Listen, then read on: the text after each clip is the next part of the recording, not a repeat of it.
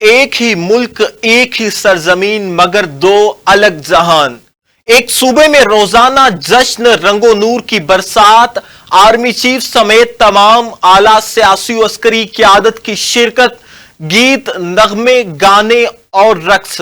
اور دوسری طرف وہی ملک، وہی پرچم، مگر بلوچستان اور خیبر پختونخوا میں ہر دن خون کی ہولی، جنازے، ماتم، چیخیں اور لواحقین کی سسکیاں۔ یہ کیسا پیغام دیا جا رہا ہے؟ کیا ان شہیدوں کے جسم سے بہنے والا خون سرخ نہیں؟ کیا ان کے ہاتھ میں پاکستان کا شناختی کارڈ نہیں؟ یہ تفریق، یہ بے حسی، یہ لا تعلقی، یہ صرف لاشیں نہیں گر رہی، یہ ریاست کے وجود میں دراڑ ڈال رہی ہیں۔